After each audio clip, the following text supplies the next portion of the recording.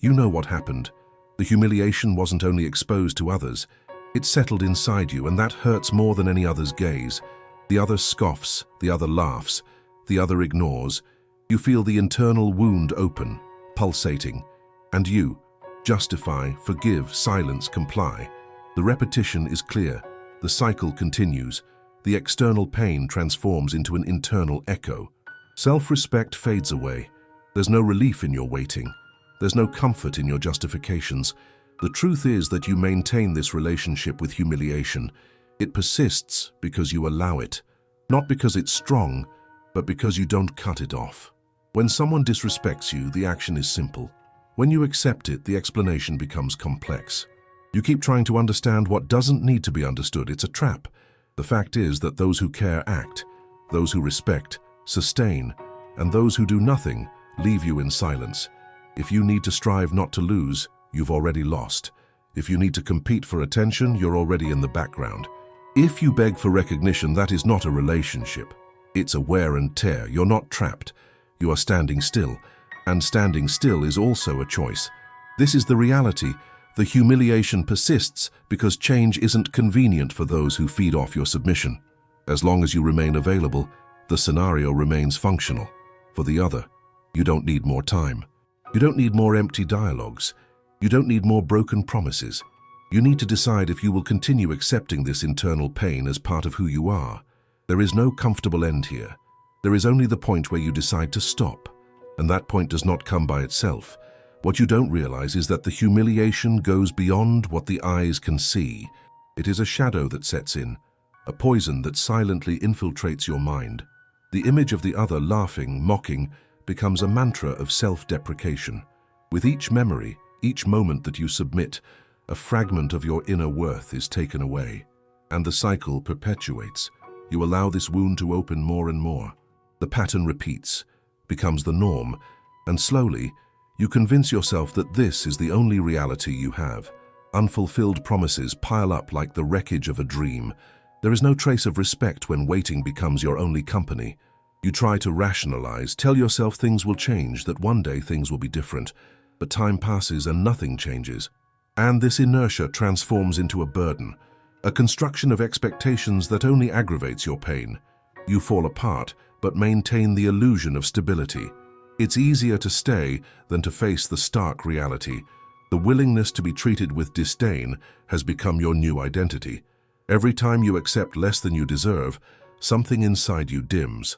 You ignore the signs, close your eyes to reality, until you recognize yourself in a broken mirror. The reflected image is not what you would like to see. It is a distorted version, marked by indifference and submission. Lies become comfortable. You adapt to a state of existence where mediocrity is your norm. It's not hard to see, just look around. Every day, the same empty promises, the same eyes that do not meet, the same deafening silence. And you in the middle of it, waiting for some sign, some change that will probably never come. This is not about love. This is about power. And those in a position of power don't need to make an effort. Those who control the situation know there is no need for explanations. The acceptance of pain has already become routine. You have become an unwilling accomplice, feeding this toxic dynamic that seems to have no end. When the other disrespects you, it is not a mistake. It is a conscious choice. And you, by agreeing to stay, are just reinforcing what should be unacceptable. Self-respect slowly drains away like water down the drain. You find yourself struggling against a sea of indifference that only deepens. Take a good look at what is happening. This internal struggle, this desire for change, is just a reflection of your resistance to breaking away from what has been a part of your identity. You feel like running, screaming, but the invisible chains of fear and insecurity hold you back. The other may laugh, scoff, ignore, but the real joke is your own inaction. There is a cost to this complacency. If only you could understand that your suffering is not a consequence of what the other person does, but of your choice to stay there. The humiliation persists because you refuse to face reality head-on. The scene is clear. You know what role you are playing. A supporting character in a script that was not written by you. And it hurts. It hurts more than any word spoken in disdain. It is a silent pain that consumes your hopes, your dreams, your vision of who you could be. Each passing day is another reaffirmation of your commitment to self-obliteration. So look at your hands. They are tied by choices you have made. Time will not heal these wounds. Forgiveness will not change what has been done. You need to decide what you will do with the pain. Lack courage? Perhaps. Or maybe you lack the understanding that you are the one who must take the first step. Every day that you remain in this cycle, life slips through your fingers, and the humiliation becomes a heavy cloak that prevents you from living fully. Humiliation is not just a memory, it is an awareness. She whispers in your ear telling you that you are not enough, and with each whisper you become an echo, voiceless, strengthless, merely a reflection of something that should never have been. There is no magic in change, there are only decisions. You need to decide what to do with this humiliation. How long will you carry this weight? Meanwhile, life goes on, and the truth remains. Only you can choose to stop. Humiliation settles in like a shadow that never leaves. It is persistent, silent, and corrosive. What you don't realize is that the pain caused by another's disdain goes beyond the surface. It seeps into the fibers of your identity, shaping who you have become. You believe you can break the cycle. You promise yourself that this time will be different. But deep down you know that repetition is your new norm. And so, each attempt to change becomes an illusion. The other person scoffs, and you react with the hope that one day this will change. But this hope is a broken mirror, reflecting more pain than change. What is at stake is not just the relationship with the other person, but the relationship with yourself. You try to remember moments when you felt whole, those rare instances when internal validation was strong enough to silence the voice of disdain. But these moments are increasingly scarce, like stars in an overcast sky. And when you look in the mirror, the reflection you see is no longer the one you knew. It is a worn and consumed version, eroded by indifference. You become your own executioner by allowing this dynamic to continue. The image of the other person, laughing, turning your every gesture into a joke, echoes endlessly in your mind.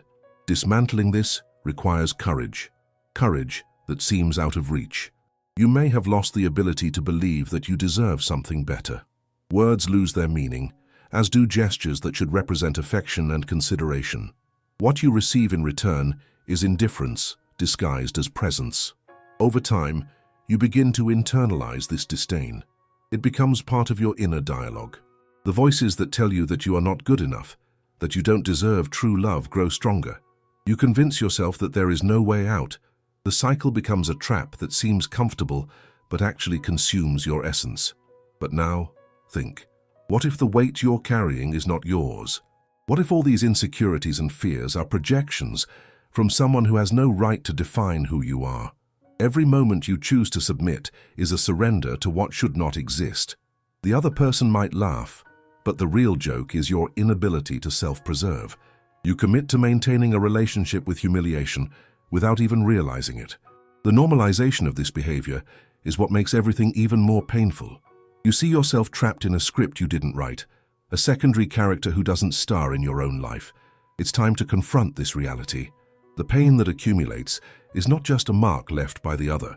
It's a reflection of what you consented to.